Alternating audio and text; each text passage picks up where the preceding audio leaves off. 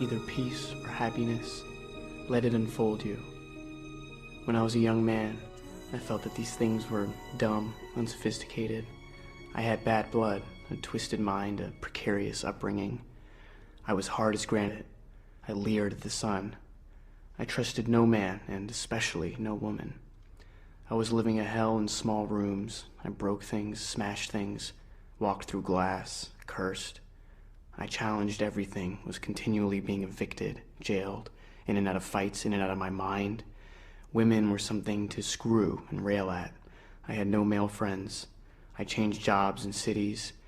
I hated holidays, babies, history, newspapers, museums, grandmothers, marriage, movies, spiders, garbagemen, English accents, Spain, France, Italy, walnuts, and the color orange. Algebra angered me. Opera sickened me. Charlie Chaplin was a fake, and flowers were for pansies. Peace and happiness were to me signs of inferiority, tenets of the weak and addled mind.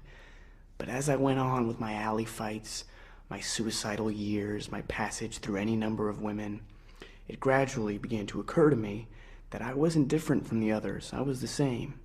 They were all fulsome with hatred, glossed over with petty grievances.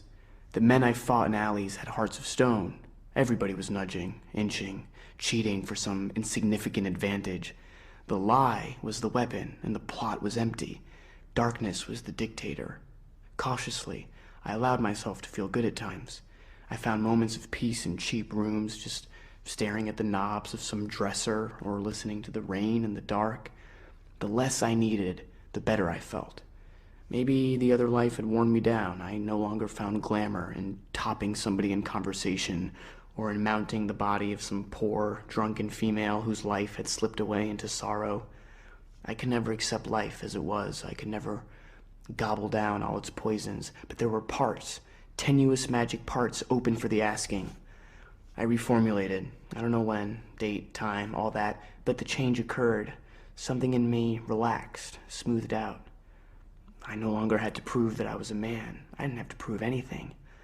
I began to see things, coffee cups lined up behind a counter in a cafe, or a dog walking along a sidewalk, or the way the mouse on my dresser top stopped there, really stopped there with its body, its ears, its nose. It was fixed, a bit of life caught within itself. And its eyes looked at me, and they were beautiful. Then it was gone. I began to feel good. I began to feel good in the worst situations, and there were plenty of those. Like, say, the boss behind his desk. He is going to have to fire me. I've missed too many days.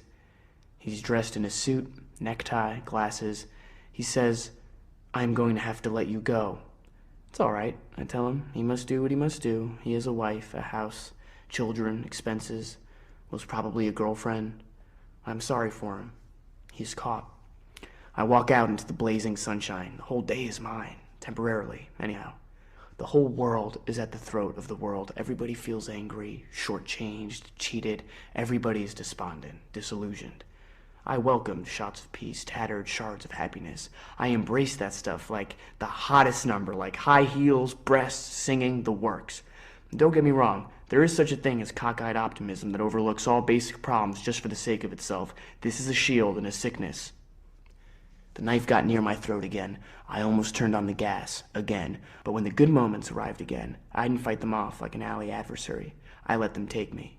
I luxuriated in them. I bade them welcome home. I even looked into the mirror once, having thought myself to be ugly. I now liked what I saw. Almost handsome. Yes, a bit ripped and ragged. Scars, lumps, odd turns, but all in all, not too bad. Almost handsome. Better at least than some of those movie star faces like the cheeks of a baby's butt.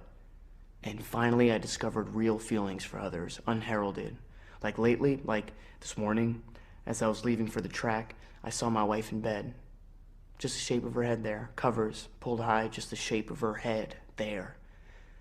Not forgetting centuries of the living and the dead and the dying, the pyramids, Mozart dead, but his music still there in the room, weeds growing, the earth turning, the tote board waiting for me. I saw the shape of my wife's head. She's so still. I ached for her life, just being there under the covers.